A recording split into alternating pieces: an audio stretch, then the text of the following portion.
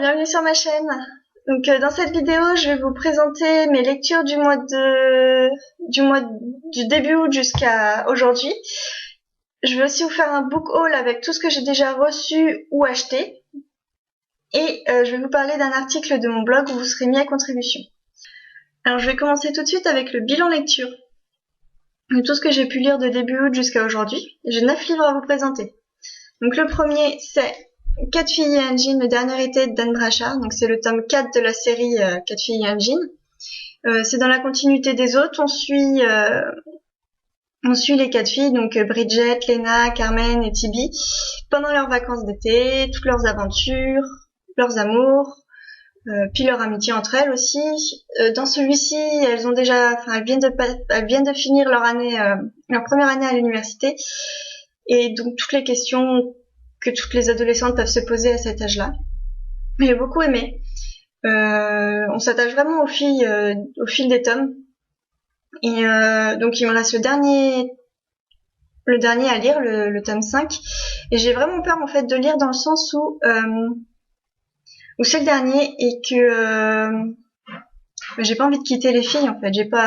Cet été ça aurait été l'été des 4 filles et un jean et ça me rend un peu triste en fait de quitter ces filles-là. Un autre livre à vous présenter, c'est Invisibilité de David Levitan et Andrea Kremer. Je ne sais pas si ça se prononce comme ça. Donc j'ai reçu ce livre en partenariat avec Livre Addict et les éditions Michel Lafon. Dès sa sortie, j'avais vraiment envie de le lire, déjà parce que la couverture elle est super belle, ça brille et tout, c'est super beau. Et puis parce que le résumé était intriguant. Je sais pas si je vous laisse pour le lire comme ça. Voilà, donc c'est l'histoire de Stephen qui est invisible depuis sa naissance. Et au bout d'un moment, personne ne peut le voir, même sa mère ne pouvait pas le voir. Et un jour, il rencontre Elisabeth, et Elisabeth est la seule à le voir. Derrière tout ça, il y a une histoire avec tout un monde, un univers qui se développe. Par contre, moi, du coup, j'ai pas trop adhéré à ce roman parce que j'ai trouvé vraiment mal développé et la romance franchement cucul-la-praline, gnangnan comme pas possible. Genre ça fait 3 jours qu'ils se connaissent, 3 jours, au bout de 3 jours c'est des je t'aime, c'est le coup de foudre. Moi je veux bien y croire mais c'est pas crédible. Déjà rien que ça c'était pas crédible. Et ensuite parce que l'univers que nous proposent les auteurs, je l'ai trouvé vraiment assez mal expliqué, mal débrouillé. Enfin, il y avait vraiment quelque chose de gênant dans la lecture. Et en fait, on passe pour moi au départ, je pensais qu'on allait se concentrer sur le fait que Stephen était invisible et que le but c'était de le rendre donc visible. Est-ce que Elisabeth, puisque elle le voit, est-ce que grâce à ça on pourrait rendre Stephen visible? Et en fin de compte, on commence à sauter d'un truc à un autre, à découvrir tout un univers fantastique, magique, qui du coup est mal amené et mal expliqué et qui en fin de compte fait que la lecture n'a pas été très agréable. C'est dommage parce que moi je trouvais rien que la couverture et puis le résumé très tentant. Enfin bon, c'est comme ça. Ensuite, j'ai lu un livre que j'ai acheté seulement pour la couverture. Il s'agit de Belle de Robin McKinley. Je sais pas si ça se dit comme ça. J'avais jamais entendu parler ni de l'auteur, ni du roman, ni de rien du tout. Et puis c'est drôle parce que depuis que je l'ai acheté, par contre, je le vois un peu partout sur la blogosphère. Ça me fait un peu rire. Donc c'est l'histoire de La Belle et la Bête. C'est une réécriture de La Belle et la Bête. Je sais pas si on voit bien, mais moi la couverture, je l'adore. J'en ai vu d'autres des couvertures de ce roman. Mais franchement, si je les avais vus avec ces couvertures-là, je suis pas sûre que j'aurais craqué dessus en fait. Parce que là, je l'ai vraiment acheté que pour la couverture. Donc en fait, oui, c'est une réécriture de La Belle et la Bête. Il y a rien d'original par rapport au conte d'origine ou par rapport même à l'adaptation de Disney qu'on connaît tous maintenant. Mais j'ai bien aimé. C'était assez sympathique de retrouver tout cet univers avec Belle, la Bête, sa famille, ses sœurs. la bibliothèque, les objets qui parlent, qui bougent. Et puis bah toute l'histoire de La Belle et la Bête, quoi. C'est toujours sympathique de se refaire des contes et j'ai passé un très bon moment avec cette lecture. En plus c'est très rapide à lire, il n'y a pas quoi. Nombre de pages, il y a 205, même pas 250 pages. Très rapide et très agréable. J'ai aussi lu sur ma tablette, enfin sur ma Kindle, le tome 4 des Aventuriers de la mer de Robin Hobb. Donc pour continuer cette série avant de reprendre le cycle de l'Assassin Royal. Donc dedans on retrouve tous les personnages des 3 premiers tomes. Donc, les 3 premiers tomes je les avais achetés dans l'intégrale des éditions J'ai lu qui les ont sortis. Ils n'ont pas encore sorti les autres livres. Donc comme j'avais quand même envie de continuer la série, je les ai téléchargés sur ma liseuse. Donc on retrouve toujours Althea et sa famille avec Yémin, avec sa sœur, avec sa mère, toute la famille Vestrit, et avec le pirate Kenneth, donc toute sa bande et tout ça, et avec le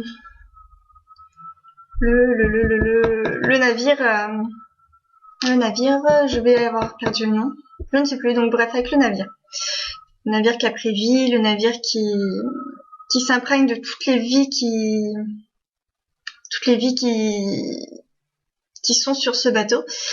Et j'ai aimé découvrir ce tome 4, puisque dans le tome 4, on parle moins d'Althea, donc le personnage qui m'avait beaucoup plu dans les 3 premiers tomes. Ici, on a plus affaire à Yémin donc Yémin, c'est le neveu de Althea, et au pirate Kenneth, qui est pas si pirate qui est pas si méchant que ça, comme on pourra le voir. Et franchement, c'est toujours agréable de rentrer dans l'univers de Robin Hobb. J'adore son écriture, j'adore les personnages qu'elle a créés, j'adore l'univers qu'elle crée. Enfin bref, j'aime tout. C'est toujours super bien de lire du Robin Hobb. Donc je veux bientôt lire le tome 5, je pense. Assez rapidement même. Je vais vous présenter le tome 5 du Protectorat de l'Ombrelle de Gail Carriger. Donc c'est toujours avec Alexia Tarabotti. Donc c'est le tome 5, je vais pas trop en parler pour pas spoiler l'histoire. Donc c'est la dernière aventure d'Alexia Tarabotti. C'est toujours dans un univers assez hilarant, assez steampunk. Je vais pas y arriver, c'est pas grave. Et enfin voilà, après moi j'ai eu plus de difficultés avec ce tome-ci parce que j'ai trouvé en fin de compte que l'univers se renouvelait pas. Enfin c'est normal, mais je veux dire du coup l'humour ne se renouvelle pas, c'est trop lourd, il y a trop d'humour sarcastique, ironique.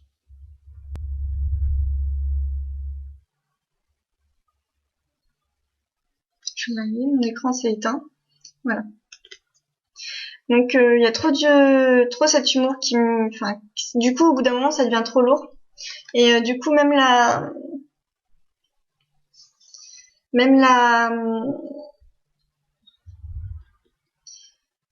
l'intrigue elle en prend un dessus et du coup c'est gênant. Après par contre j'ai beaucoup aimé découvrir je veux pas en parler parce que ça spoil quand même pas mal l'histoire, mais il y a 2 ou 3 moments qui m'ont beaucoup plu dans ce romance par rapport à des personnages qui décident de vivre enfin une relation, on va dire, et c'était tout mignon, tout gentil, et enfin j'ai beaucoup aimé. Ensuite, un roman d'un genre que je lis pas, ou très très peu, parce que je ne trouve jamais ce qu'il faut pour les lire. C'est toujours gnangnan, c'est toujours cul-à-praline. Il n'y a pas d'histoire autour, ça tourne que autour de ça. C'est des je t'aime, des moi non plus. Et en fait, c'est le genre de la romance. J'en lis très peu, j'en lis même presque jamais. J'aime beaucoup quand dans un roman, il y a de la romance ou une histoire entre 2 personnages et que derrière, il y a aussi une histoire. Alors, ça peut être une histoire fantastique, une histoire policière, une intrigue, enfin bref, quelque chose qui fait que j'accroche, par rapport à... Enfin, je pense surtout jouer à Outlander. Enfin, j'adore parce qu'il y a la romance, mais derrière, il y a aussi tout un univers que l'auteur elle a créé et qui est vraiment génial. Alors que dans d'autres livres, les romances, moi les romances pures, ça me... Voilà. Et en fin de compte, là, j'ai lu une romance. Juste une romance. Il n'y a pas d'histoire derrière à part ça. Et en fin de compte, j'ai adoré. Mais alors, j'ai adoré. Et je peux même dire que je pense même dire, pouvoir dire que c'est un coup de cœur. Il s'agit de Avant toi de Jojo Moyes. Mais alors, ce livre, je sais pas trop en quoi on dire à part que j'ai adoré. C'était vraiment une lecture qui m'a plu. Les personnages sont touchants, c'est triste. J'ai versé ma petite larme, il faut le dire. Hein, on va le dire, de toute façon c'est comme ça. Mais aussi j'ai ri et j'ai aimé les suivre, savoir si... Enfin, c'est assez compliqué parce que j'ai ressenti tellement de choses dans ce livre, tellement de sentiments dans tous les sens. Autant de la joie, de la tristesse, de la colère, parce qu'au bout d'un moment, il faut le dire, oui, il m'a énervé. Je me suis dit, mais zut, quoi, t'es égoïste, arrête. Les gens autour de toi, ils t'aiment, alors arrête, bouge tes fesses, fais quelque chose. Et en fin de compte, bon, bah voilà, c'est comme ça. Il n'y a pas de comment je pourrais dire, de grand suspense par rapport à la fin, puisqu'on sait dès le début assez rapidement ce qui va se passer. Et voilà, c'était une très belle lecture. Donc à lire, ce roman, à lire. Enfin, moi qui ne suis pas romance, j'ai adoré. J'ai vraiment, vraiment adoré. C'était très bien écrit, les personnages sont vraiment, vraiment super bien posés, ils sont, enfin, voilà, c'était pas un truc gnangnan, niais, c'était pas du je t'aime tout de suite, c'était pas enfin, comme on peut en voir dans beaucoup de romances, hein. Enfin, moi je sais que, au bout d'un moment, il y en a marre, quoi. Que là, pas du tout. Et à la fin, on est triste. On est triste pour les personnages, et puis on est triste parce que, enfin, ça m'a fait bizarre j'y ai repensé, en fait, toute une soirée, et que, toute une soirée pour savoir si oui ou non c'était un coup de cœur ou pas. Et en fait, le fait que j'y ai repensé tout le temps, oui, c'était un coup de cœur, quoi. Donc, à lire. Donc, voilà. Si vous savez pas quoi lire, une romance, à lire. Donc après ça, j'avais besoin d'une lecture un peu plus, on va dire, un peu plus légère, parce que c'est pas une lecture complexe, hein, comme je vais vous en parler d'un après. C'était pas une lecture complexe, mais c'était une lecture forte émotionnellement. Je sais pas si on peut le dire, mais enfin voilà. Avec tout plein d'émotions qui sortent comme ça. Donc voilà. Et le prochain livre que je vais vous parler, du coup, j'avais besoin de quelque chose d'une lecture doudou, si on veut, d'une lecture qui passe tout seul, qui a pas besoin de réflexion, qui a pas besoin de se prendre la tête, simplement parce que c'est une lecture que je connais. Et il s'agit du 3e tome d'Harry Potter. Mon préféré de tous les temps. C'est vraiment celui, en plus vous voyez les états, ils sont dans tous mes livres d'Harry Potter sont dans des états, ils sont même à l'intérieur, je sais pas si on va bien le voir, ils sont même tachés, les pages elles sont toutes jaunes. Mais c'est pas grave, c'est mes livres, je les adore, enfin ceux-là, je les prête même pas ceux-là, même s'ils sont dans des états lamentables, je les prête pas, c'est les miens. Donc voilà, je ne le présente pas, c'est Harry Potter, tout le monde, ou presque, les connaît, juste, je l'ai lu, enfin relu. Voilà. Ensuite, j'ai commencé à lire un livre, qui était assez prenant, je vais vous en parler juste après. Arrivé au milieu de ce livre, j'avais besoin de faire une pause. Et j'ai donc lu un livre que j'ai reçu des éditions Baudelaire. Donc c'est mon premier service de presse avec les éditions Baudelaire. Et c'est Eden, le livre premier, Le serpent qui siffle dans ma tête, de Serge Boudou et Cécile Delager. Donc la couverture est super belle, déjà, rien que ça. La couverture est vraiment très belle. Et c'est un roman qui me fait un peu plus penser, alors on dirait pas comme ça, mais qui est assez thriller au niveau du thème et de l'intrigue. Donc en fait, dans ce livre, on retrouve on retrouve n'importe quoi. Je vais pas y arriver. Donc dans ce livre, on a d'abord Laurence. C'est une policière c'est une policière qui enquête sur une série de meurtres. Et pour ça, elle a déjà trouvé le coupable, pour elle, qui est le coupable. Et pour ça, pour que ce soit accepté par rapport à ses hiérarchies, puisque c'est une femme, elle peut pas avoir d'intuition, etc. Donc elle va officieusement aller à Cannes, voir le psychiatre de la personne qu'elle croit coupable, le psychiatre qui la suit depuis ses 11 ans. Et c'est le psychiatre d'Eden. Et ce psychiatre va lui raconter toute la vie d'Eden, donc de ses 11 ans jusqu'à aujourd'hui.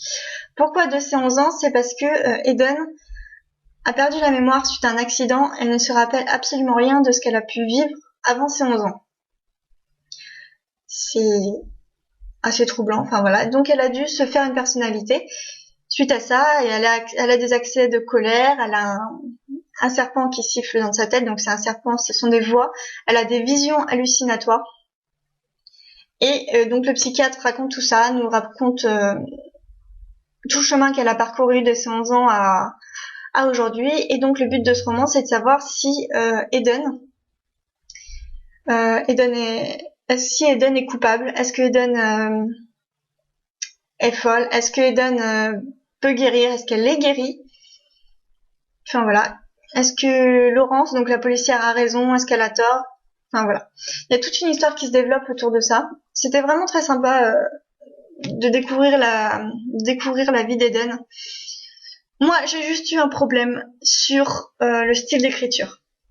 On va avoir des passages qui sont très bien, assez poétiques, très bien décrits. On suit Eden, c'est intéressant, on est dedans. Et d'un coup, on passe à un passage, mais alors d'une vulgarité, je vous explique même pas. Je pense que c'est des passages qui se veulent érotiques, sensuels, mais alors moi je les ai pas vus comme ça. J'ai trouvé ça grossier, vulgaire, assez cru, et en fait, je n'ai pas trouvé ça très intéressant pour l'histoire. D'avoir ces moments-là. Et je les ai trouvés même plutôt lourds par rapport à l'histoire. Enfin bon, après, c'est que mon avis. Et on a aussi des moments, oui, c'est ce que je disais, des moments assez poétiques, avec des passages de poésie, des textes que les personnages écrivent eux-mêmes de poésie. Enfin, vraiment, c'était très, très sympa.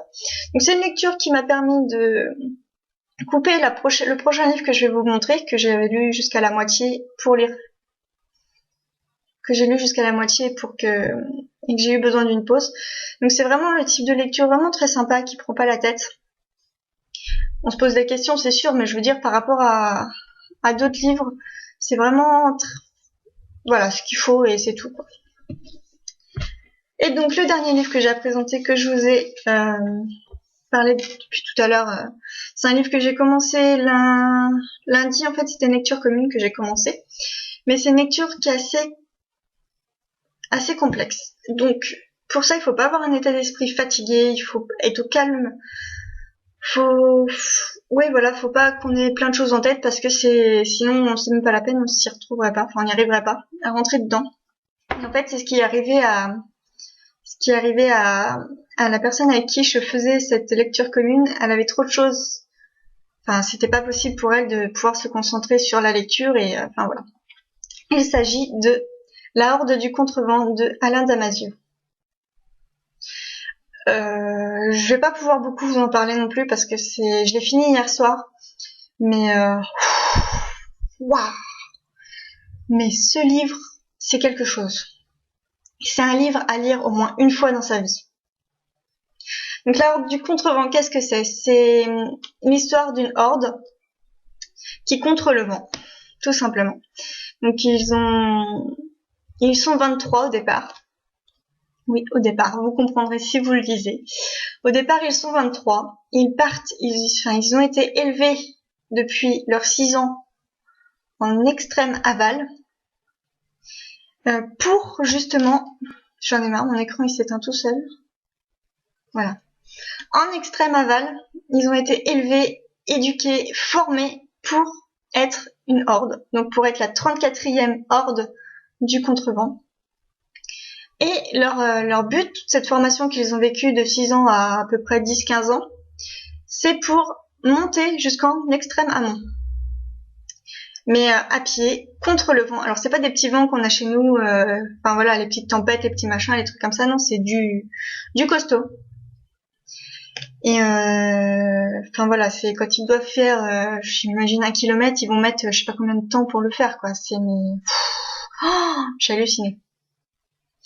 Et ils contre le vent. C'est-à-dire parce qu'en fait le vent descend de l'extrême amont vers l'extrême aval. Et eux, il faut qu'ils remontent. Donc ils ont le vent en pleine face toute leur vie. Parce qu'en fait, c'est une quête qui va durer toute leur vie. Ils vont être de 10-15 ans jusqu'à 40-45 ans à contrer. Oui, parce que enfin, c'est un vocabulaire, tout un univers. Et donc, enfin voilà, je me suis beaucoup plu dans cette lecture. C'est vraiment un univers qui est complet, qui est abouti. Par contre, c'est un univers dense, qui demande beaucoup d'intention. Et enfin voilà, c'est au moins à lire une fois dans sa vie. Après voilà, dans ce roman, il y a aussi un message sûrement qui a passé. Moi, j'ai dû passer aussi beaucoup à côté puisque à mon avis, j'ai pas tout saisi. Il y a beaucoup d'explications sur justement le vent, sur le temps, sur tout ça autour des personnages que j'ai pas encore tout compris. Donc peut-être qu'un jour il y aura besoin d'une relecture, mais alors pas tout de suite parce que on peut pas lire ça rapproché, je pense pas. Mais je veux dire, enfin, déjà il fait 700 pages, hein, vous imaginez la brique. Et mais c'est vraiment une très bonne lecture. Alors après, pareil, chaque personnage, donc ils sont 23.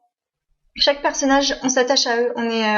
Puisqu'on les suit dans leur mission. Ah oui, parce qu'il faut aller leur mission, c'est d'aller en extrême amont pour découvrir l'origine du vent.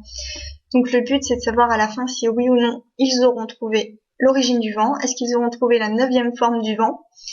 Je vous le dis pas puisque c'est pas marrant. Sinon, si vous le lisez pas et que si je vous dis tout, c'est pas la peine. Il faut lire ce livre, donc je vais pas vous le dire. Mais enfin voilà, à lire. Chaque personnage est important, chaque personnage est attachant, chaque perte est douloureuse. Autant pour la Horde en elle-même que même nous. Même moi, j'ai ressenti chaque perte comme une sorte de comment je pourrais dire, d'abandon d'une partie de soi en fait. Il y a quelque chose qui manque dans la Horde, on le ressent aussi. Et non, c'est vraiment un très bon roman qui m'a vraiment plu. Et il y a vraiment une originalité dans l'univers que Alain Damasio a créé. Dans tout cet univers sur le vent, sur le temps, sur les personnages, il y a vraiment quelque chose qui accroche et qui fait que même si la lecture est difficile, une lecture qui demande beaucoup de concentration, et ben on est dedans, tout simplement. Et donc c'est un livre aussi à lire. Donc voilà pour mes dernières lectures. Il y avait 9 livres que je vous ai présentés, ça a déjà duré quand même pas mal de temps. Je vais vous faire vite fait un tout petit book haul. Enfin, un book haul, mais je vais juste vous présenter les livres, je vais pas vous faire de résumé ni tout ça, de toute façon. La plupart, je ne connais même pas vraiment de quoi ça parle, donc je les ai achetés soit sur un coup de tête, soit parce que j'en avais entendu parler et que je voulais les lire, ou... Enfin, voilà. Juste vous en parler vite fait. Donc, les premiers, c'est que j'ai acheté Anna Karénine de Léon Tolstoï. Donc, c'est un classique russe. Tous les auteurs russes m'ont toujours fait peur, mais... voilà, je me suis dit, vu que en ce moment, j'ai envie de lire des choses différentes, donc pourquoi pas lire des classiques qui me font peur aussi, donc pourquoi pas lire Anna Karénine, on verra bien. J'ai aussi acheté Nord et Sud d'Elisabeth Gaskell. Donc ce livre, je prévois de le lire lors du challenge que Elodie du blog Petit Bonheur et Grande Lecture organise sur son blog, qui est autour du roman de Jane Austen, Orgueil et préjugés. Donc si ça vous intéresse, n'hésitez pas, je vais vous mettre toutes les informations en barre d'infos. Et c'est vraiment un challenge très intéressant, très complet qu'elle a organisé, et j'ai hâte de pouvoir lire mes petites lectures que j'ai prévues. Ensuite, c'est un livre que j'ai gagné lors d'un concours sur le blog de Book of Snow White, si je me souviens bien et que je n'écorche pas le nom du blog. Donc en fait, j'ai gagné un livre au choix des éditions Le Livre de Poche, et pour rester toujours dans l'optique de lecture qui change, j'ai pris celui-ci. Je sais pas du tout de quoi ça parle, je sais pas du tout ce que c'est, j'ai jamais lu de cet auteur. C'est L'art d'écouter les battements de cœur de Jean-Philippe Saniker. Et on verra bien. J'ai aussi j'ai pas de boutique Gilbert Joseph chez moi, mais j'avais envie de tester leur site, voir ce que ça pouvait donner d'acheter des livres d'occasion chez eux. Et j'ai acheté, pour continuer la série du noir, Le noir est ma couleur, j'ai acheté le tome 3, La riposte d'Olivier Gay. Et en fait, je suis plutôt contente parce que il est en vrai à 11€ quelque chose, je l'ai eu à 7€ et le livre, il est nickel. Il est comme neuf. On voit que c'est un livre d'occasion de toute façon, mais il est comme neuf. Donc je suis très contente. Et un deuxième livre d'Olivier Gay pour voir un petit peu aussi de quoi il est capable d'écrire dans d'autres genres. J'ai pris Les talons hauts rapprochent les filles du ciel. Je vais aussi le lire pour un challenge ce mois-ci, donc c'était plutôt pas mal aussi de le trouver en occasion. Donc je suis plutôt aussi contente parce que c'est pareil, il est comme neuf. Donc très contente de ce site-là, je vais pouvoir peut-être faire d'autres commandes, on verra ça. Enfin, je suis allée dans le centre-ville en début de semaine et je suis allée à la bouquinerie. Et j'ai acheté des romans grâce au blog de Léa Touchbook. En fait, elle adore une maison d'édition, c'est les éditions Gallmeister. Et elle nous donne toujours envie de lire ces livres-là de cette maison d'édition et je me donne jamais le temps d'aller en lire ou d'en acheter parce que déjà ça coûte assez, c'est une maison d'édition, les livres coûtent assez cher quand même, entre 10 et 15€. Donc bon, enfin voilà. Mais du coup, je les ai trouvés d'occasion dans une bouquinerie. Celui-ci est pas en très très bon état, mais c'est pas trop grave. Donc c'est L'enfer de Church Street de Jack Hinkson dans la collection Néo-Noir. Et Jim Tenuto, donc La rivière de sang de Jim Tenuto. Donc ce sont deux romans policiers, romans noirs des éditions Gallmeister, donc qu'il me tarde de lire. J'ai aussi trouvé en occasion un livre, Arrive un vagabond de Robert Goulrick. Donc c'est un roman qui se passe aux États-Unis. En fait, je sais pas trop, mais je me souviens l'avoir vu sur un blog, alors je sais plus exactement lequel. Faudrait que je retrouve, je ne sais plus. Et il me tentait beaucoup au moment où je l'avais vu, je l'avais mis dans ma wishlist, et puis je l'ai trouvé en occasion, donc je l'ai pas laissé, je l'ai pris. Hein. Et enfin, un autre pareil, le tome 1 était dans ma wishlist depuis un très long moment. Et en fait, en occasion, j'ai trouvé le tome 2. Alors vous allez me dire, un tome 2, pourquoi t'achètes un tome 2 alors que t'as pas le tome 1, tu l'as pas lu, etc., etc. Oui, je sais, c'est très, très nul. Donc il s'agit du tome 2 de Francesca, La trahison des Borgia, de Sarah Poole. Alors oui, j'ai eu la même réflexion. Pourquoi t'achètes le tome 2? T'as pas le tome 1. C'est simple, en sortant de la bouquinerie, je suis allée à la Fnac. Et j'ai acheté le tome 1 et le tome 3. Tant qu'à faire. Donc voilà. Et donc voilà, j'ai testé cette série de Francesca qui m'a l'air vraiment sympa. Donc après, je suis pas très bonne en histoire, donc c'est vrai que l'histoire des Borgia, je la connais peut-être pas beaucoup, mais cette histoire-là me tentait franchement bien. Et enfin, donc j'ai aussi reçu donc le partenariat avec les éditions Baudelaire ce mois-ci. Donc voilà, j'ai fait le tour du bilan lecture, de ce que j'ai reçu et acheté depuis le début du mois. J'espère que je vais acheter moins à la fin du mois. Ça fait déjà beaucoup de livres quand même. Alors que j'ai pas lu tant que ça. Enfin bon, bref. Et j'avais envie de vous parler d'un article que j'ai publié sur mon blog ce matin. Donc je vous mets l'article en barre d'infos. C'est un article où vous choisissez ma prochaine lecture. Donc je vous explique un peu le fonctionnement. Je le faisais un peu avant, c'était le vendredi, je le publiais tous les 15 jours le vendredi. Je mettais 2-3 livres que j'avais envie de lire et puis vous choisissiez ce que vous voulez que je lise dans le mois à peu près et je chroniquais sur mon blog. Là j'avais envie un peu de changer parce que je le faisais plus assez régulièrement et puis sur une période de à peu près un mois ou des choses comme ça, c'était un peu... Enfin voilà. Donc du coup, j'ai fait une sélection de livres d'un genre particulier. En commentaire sur l'article, pour que je puisse compter, enfin pour que je puisse voir les titres et les répertorier assez facilement. Donc en commentaire sous l'article, vous me dites le livre ou les livres, mais pas plus que 2, hein, sinon ça sert pas à grand chose, que vous voulez que je lise, et pendant une période de 3 mois, il faut que j'essaye d'en lire au moins 2 ou 3, allez, au moins 3, je crois que j'ai mis 3, je sais plus, au moins 3 de la sélection que vous m'aurez, de ce que vous m'aurez choisi. Alors après, avec tous ces titres que vous aurez choisis, j'espère qu'il y aura du monde pour voter, parce que sinon ça va être un peu bizarre. Je sais pas si je vais prendre des petits bouts de papier et noter les petits titres que vous aurez choisis et tirer au fur et à mesure, comme ça je lis ce que j'aurai tiré au fur et à mesure, ou si je le fais selon mon envie, s'il y a 10 titres que vous avez choisis, enfin s'il y a eu 10 personnes qui ont voté 10 titres, je prends selon ce que j'ai envie, je sais pas encore.